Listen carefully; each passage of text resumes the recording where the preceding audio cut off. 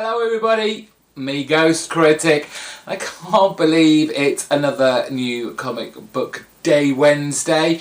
It just didn't feel like 5 minutes ago that I finally finished all the comics from last week, and for me it was a big week last week with about 14 books.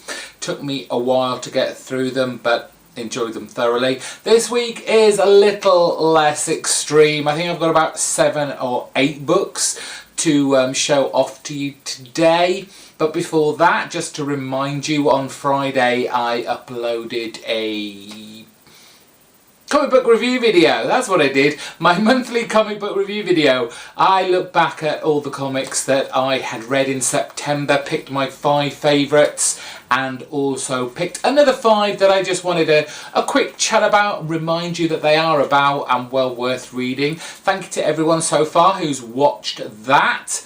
If you haven't already, go to my channel page, look for my playlists. It's under Comic Book Reviews 2015, 2016, I think. They seem to have just merged together for some reason. Now, if you're new here, then you probably wouldn't have known anything about it.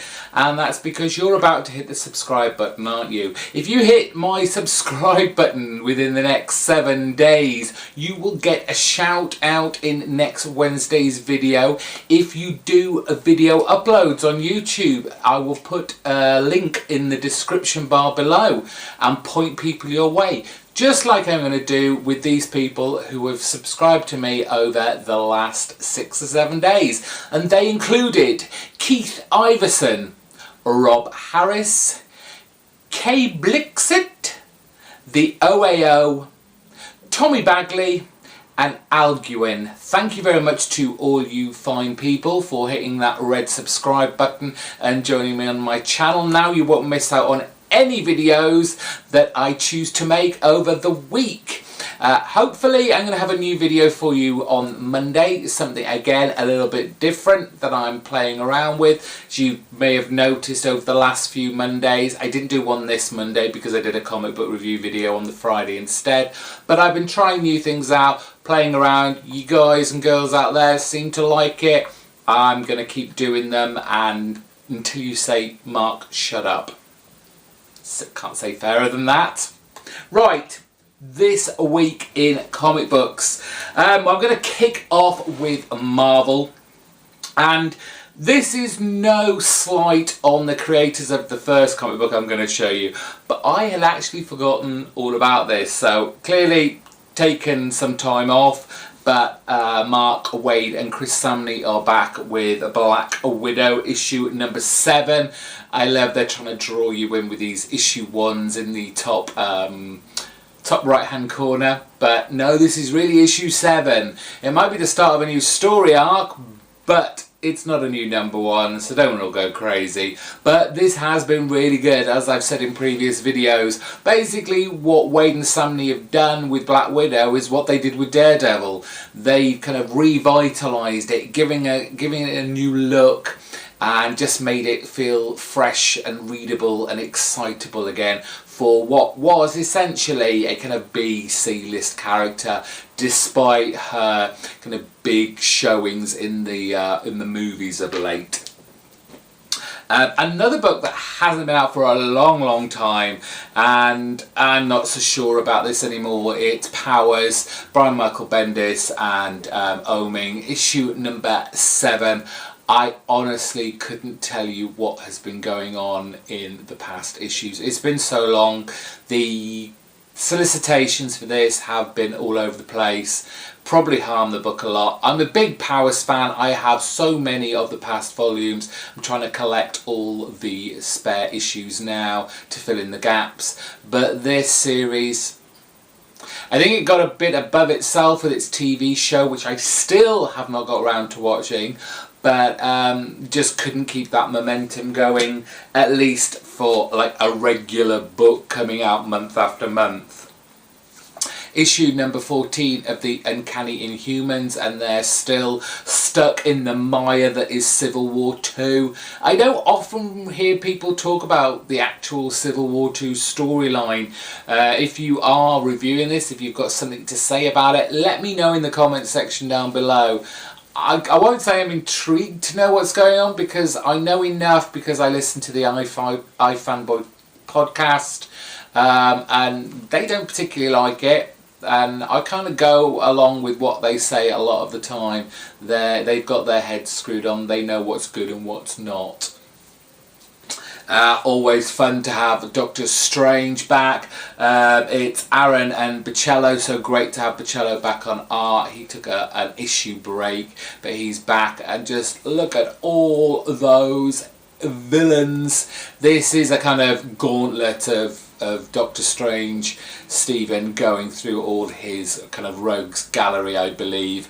So I'm going to be really looking forward to the way that they're shown in Bocello's art style, what Aaron's challenges are for Doctor Strange ahead.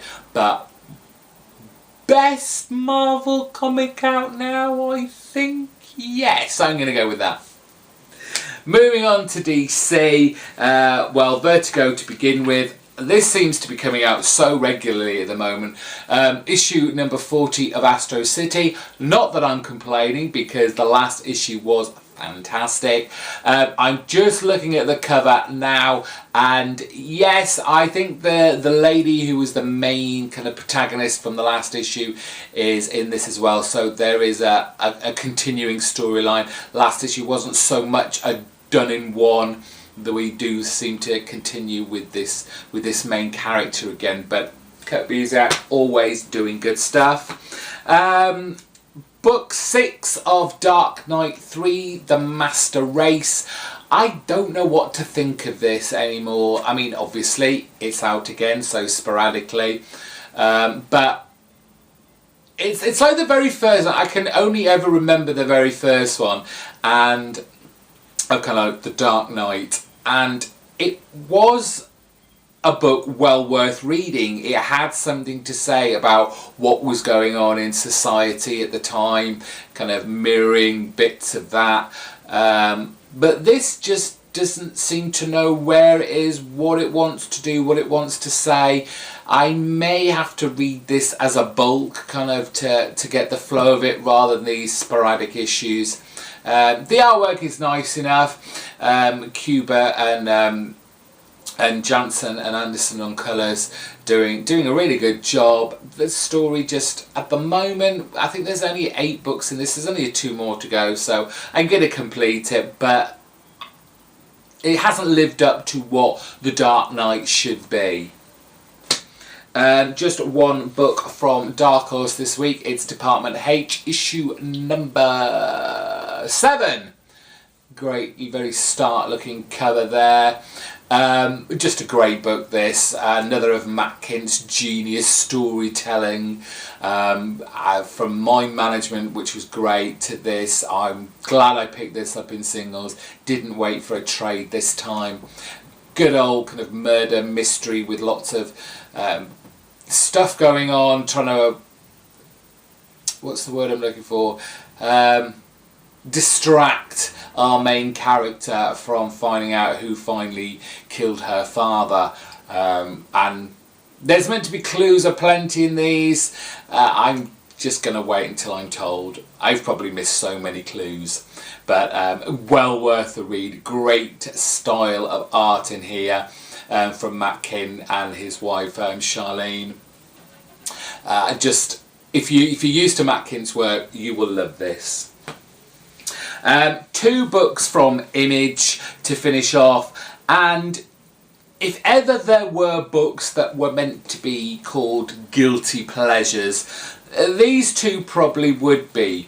But given that I am going to have to cull my books somewhat, given the price of them at the moment over here in the UK and the price increase, things have got to go. I just can't have... This sounds awful. I can't just have fun with comic books anymore. There's got to be a bit more meat to them now.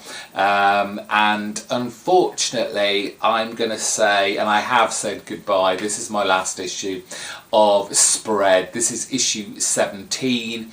As I've always said, it's it's a no-brainer kind of comic in the sense that it's just blood and guts and gore. There's no big pushes in storytelling, I'm afraid.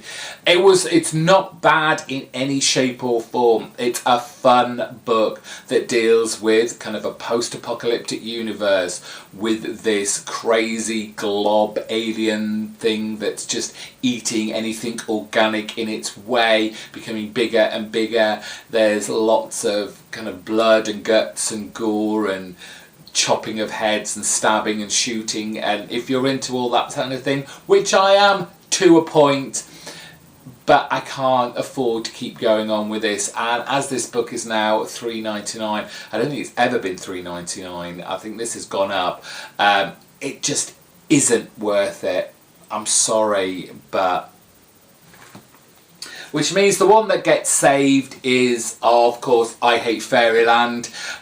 Crazy, over-the-top cartoon violence in a kind of cutesy, sweet fairyland setting with our poor Gertie trying to escape it as hard as she may. I do love this book for its just over-the-topness. It's crazy cartoon violence, much like the kind of the Bugs Bunny and the Roadrunner kind of Wile E. Coyote violence of those cartoons. But I just love it, and I just feel I will get more from this than I would spread. I'm sure Scotty is happy, but I'm sure Justin Jordan is cursing me right now. Sorry. Until next week, thank you all for watching. Don't forget to hit the subscribe button. You'll get a shout out next week. Give the video a big thumbs up in the comment section down below. Let me know what you've been picking up. Bye bye.